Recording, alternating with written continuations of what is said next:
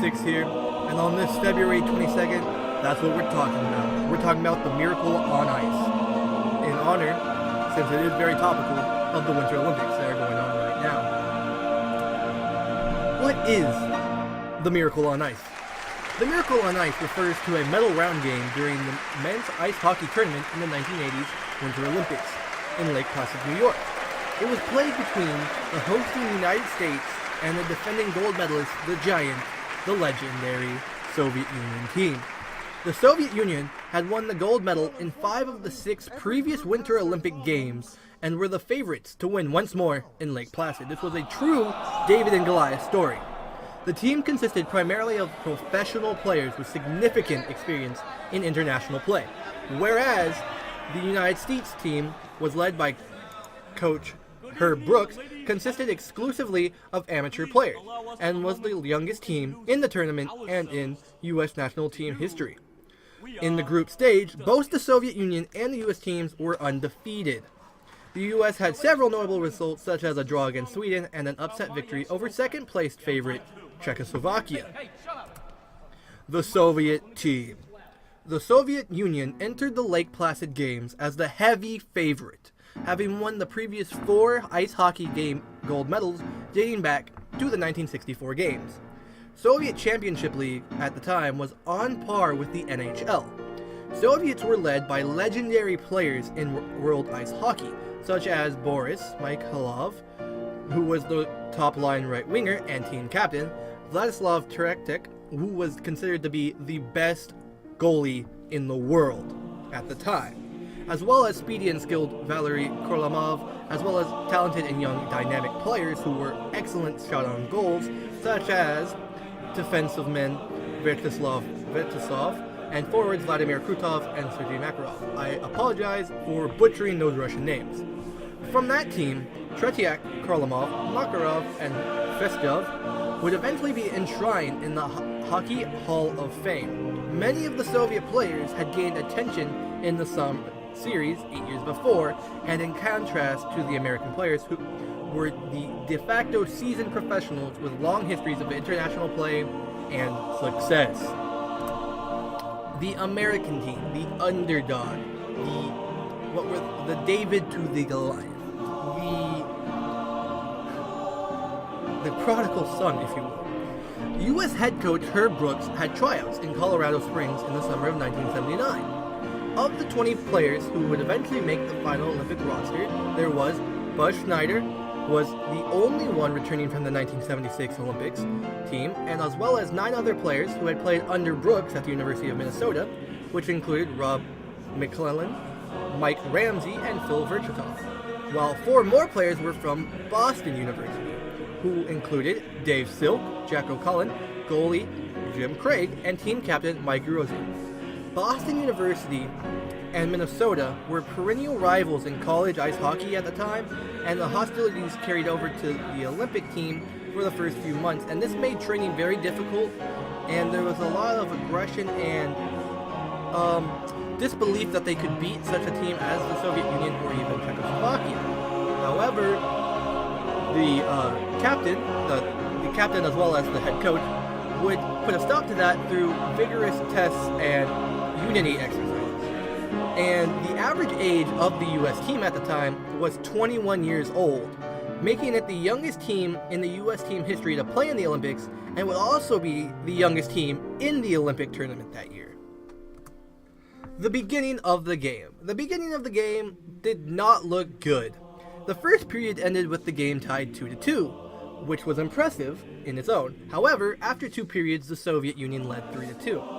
And ABC decided not to broadcast the game live for the U.S. audience, and tape delayed it for broadcast during its primetime block of Olympics coverage instead, due to time differences with Russia, where it would have, if they had just aired it live, would have been airing at like 1 a.m. Russia time. So it did not work out. And also because many people in the U.S. just did not believe that the American team could do this. The end. Johnson fired off a shot that went under Mishkin and into the net at 8:39 mark as the power play was ending, tying the game at 3-3. Only a couple of shifts later, Mark Pavelich passed to Yurzin, who was left undefended in the high slot. Grissom, who had just come onto the ice, fired a shot past Michigan, who was screened by Vasiliev perfectly. The goal gave Team USA a 4-3 lead for the first of the game with 10 minutes remaining of the game. Its only lead that had all game.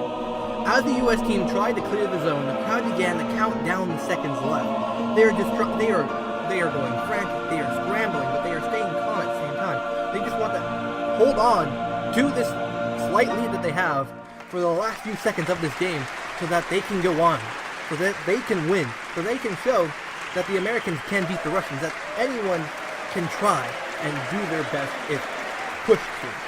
Sportscaster Al Michaels, who was calling the game on ABC along with former Montreal Canadiens goalie Ken Dryden, picked up on the countdown in his broadcast and delivered his famous call. 11 seconds. You've got 10 seconds. The countdown going on right now. Morrow up to Silk. 5 seconds left in the game. Do you believe in miracles? Yes! And with that, the American underdog, they swept in and they beat the Soviet Union team. The Americans go crazy, as was expected, but the United States did not immediately win the gold medal upon defeating the USSR because back in 1980, the medal round was a round robin, not a single elimination format as it is today. Needing to win to secure the gold medal, Team USA came back from a 2-1 third period deficit to defeat Finland 4-2 also. According to Mike Grissom, coming into the dressing room in the second intermission, Brooks turned to his players, looked at them and said, "If you lose this game, you'll take it with you to your effing graves." That shows how dedicated Mike was dedicated to his players and the success. The Soviet aftermath. In the Soviet locker room, Tikhonov signaled out first-line players Tretiak, Kharlamov, Petrov, and Mikhailov and told each of them, "This is your loss." 2 days after the Miracle on Ice, the Soviet team defeated Sweden 9-2, winning the silver medal. The Soviets, however, were so upset with this loss to the American underdogs that they did not turn in their silver medals to get their names inscribed as was custom at the time. This result stunned the Soviet Union and its news media and the entire world. That this underdog could sweep in and dethrone the kings of the ice. With this, although just a significant victory that was not actually relevant, it was a huge moral boost at a time that was still considered the Cold War in 1980. And this victory went on to be enshrined in film, television, and music. For example, a made-for-TV movie, Miracle on Ice, was aired on ABC television in March 1981, as well as a Miami punk band, Principles, recorded their lone cash-in single, USA 4-3, on Grey Dome Records in 1980 in celebration of the United States victory. The documentary film Do You Believe in Miracles, narrated by Liev Schreiber, premiered on HBO in February 2001. Also, Disney Pictures released the film Miracle, starring Kurt Russell as Brooks.